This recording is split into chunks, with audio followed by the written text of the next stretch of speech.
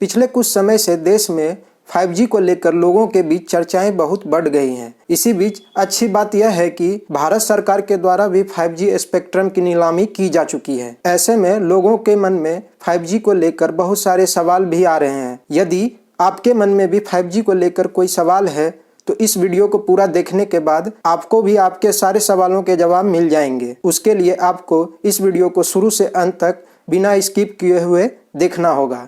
उससे पहले यदि आप चैनल पर नए हो तो चैनल को सब्सक्राइब जरूर कर लीजिए। सबसे पहले बात करते हैं कि 5G क्या है। यह टेलीकम्युनिकेशन की अगली पीढ़ी है जिसको 5th जनरेशन नेटवर्क भी कहते हैं, जो कि वायरलेस कनेक्टिविटी पर आधारित है। इसमें इलेक्ट्रोमैग्नेटिक स्पेक्ट्रम यानी रेडियो वेव का इस्तेमाल होता है, जो कि सेलुलर नेटवर्क की नई टेक्नोलॉजी है।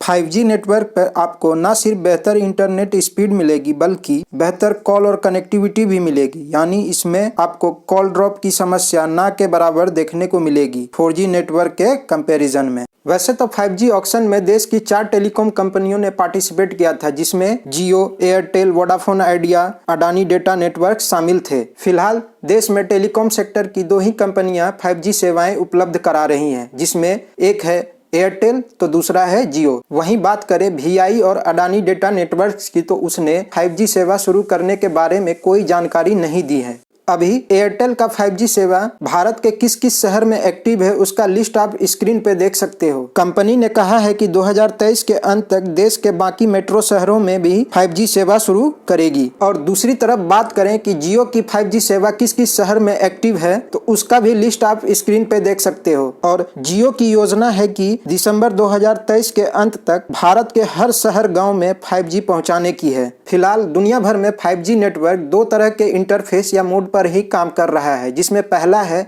SA 5G, दूसरा है NSA 5G। SA 5G यानी स्टैंड अलोन टेक्नोलॉजी पूरी तरह से नए और अलग इंफ्रास्ट्रक्चर पर बेस्ड होगी। ये 4G इंफ्रास्ट्रक्चर पर निर्भर नहीं करेगी। वहीं बात करें NSA 5G की यानी नॉन स्टैंड अलोन टेक्नोलॉजी पूरी तरह से 4G इंफ्रास्ट्रक्चर पे ही बेस्ड है। इसमें टेलीकॉम कंपनी 4G इंफ्रास्ट्रक्चर को ही अपग्रेड करके 5G सेवा प्रदान करेगी, वो भी कम समय में, साथ ही साथ कम खर्चे पर। जियो SA 5G यूज करने वाला है, वहीं पे एयरटेल और VI NSA 5G यूज करने वाला है। 5G स्टैंड अलोन टेक्नोलॉजी पर आपको अल्ट्रा लो लेटेंसी, बेहतर machine to machine communication, 5G voice edge computing, network slicing और मेटावर्स एक्सपीरियंस मिलेगा। ऐसे 5G को इंडस्ट्री और डिजिटलाइजेशन के लिए वरदान भी कहा जा रहा है एक्सपर्ट्स के द्वारा। यही कारण है कि ऐसे 5G को ट्रू 5G भी कहा जाता है। अब यहाँ पे 2 टर्म निकल कर आता है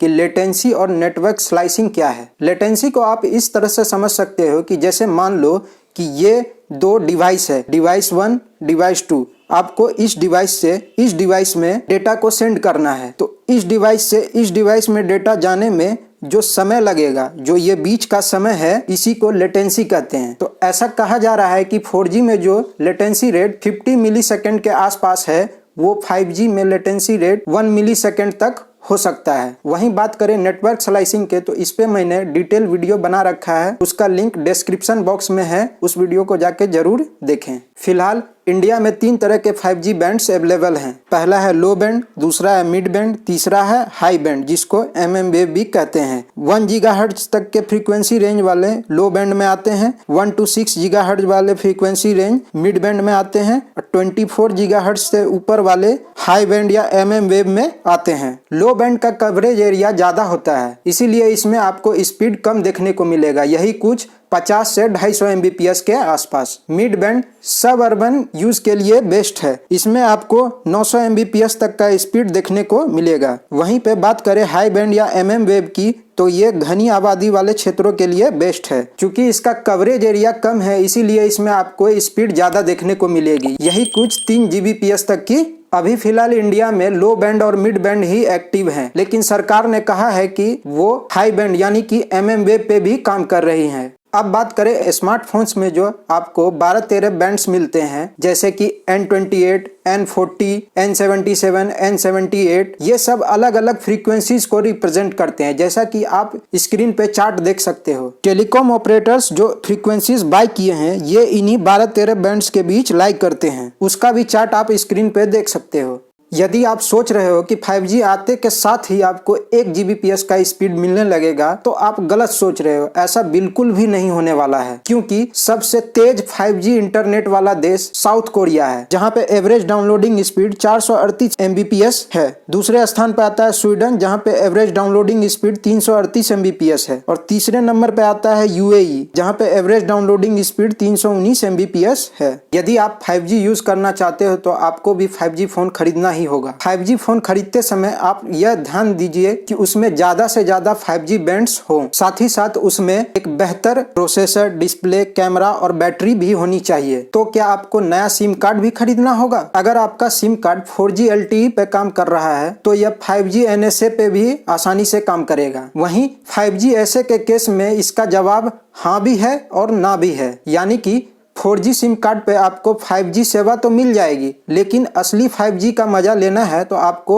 ज्यादा चांस है कि 5G सिम खरीदना ही पड़ेगा। अगला सवाल आता है कि आखिर कितने रुपए का होगा 5G प्लान। वैसे तो टेलीकॉम कंपनियों ने 5G प्लान की कीमत के बारे में अभी कुछ कहा नहीं है, लेकिन ऐसा उम्मीद कर सकते हैं कि शुरू में 5G इंटरनेट सस्ता होगा और बाद में धीरे धीरे इसको 10 से 30% तक बढ़ा दिया जाएगा 4G के कंपेरिजन में। जैसे शुरू में जब जियो 4G लॉन्च हुआ था तो बिल्कुल फ्री था, लत लगाया कंपनी ने पहले, उसके बाद प्लान्स को धीरे धीरे महंगा कर दिया। अब तो हालत ये हो गई है कि आम आदमी 2 सिम कार्ड भी एक साथ चलाने में एक बार को सोच में पड़ जाए। बहुत से लोगों को लग रहा होगा कि 5G आने के बाद 4G सेवाएं बंद हो जाएंगी, तो ऐसा बिल्कुल भी नहीं है। दोनों सेवाएं आपको साथ ही साथ मिलती रहेंगी, जैसे कि पहले आपको 3G और 4G सेवाएं साथ में मिलती थी। आखिर 5G आने से क्या क्या बदल जाएगा या क्या फर्क पड़ेगा आपके जीवन में? इससे IoT यानी कि इंटरनेट ऑफ थिंग्स की संख्या धीरे धीरे आपके घरों में बढ़ने लगेगी। वाईफाई कैमरा से लेके स्मार्टफोन स्पीकर तक का तेजी से विस्तार होने की उम्मीद है और साथ ही मेटावर्स जैसे चीजों का चलन भी बढ़ेगा। जहां पे 4G नेटवर्क में आप किसी मूवी को 6 मिनट में डाउनलोड करते थे, वो 5G आने से 20 सेकंड में ही डाउनलोड हो जाएगा। इसके अलावा HD 4K video streaming normal हो जाएगा। Online education system, gaming experience भी काफी अच्छा हो जाएगा। आप बिना किसी रुकावट के हैवी ऑनलाइन गेम्स स्मूथली खेल पाओगे। हालांकि ये सब एक दिन में नहीं होगा। 5G हमारे लिए बहुत कुछ नया लेकर आएगा, लेकिन इन चीजों को सभी तक पहुंचने में कुछ वक्त लगेगा। आज के वीडियो में इतना ही। यदि वीडियो पसंद आए तो वीडियो को लाइक करें, शेयर करें और चैनल को सब्सक्राइब करें। तो मिलते हैं अगले वीडियो में।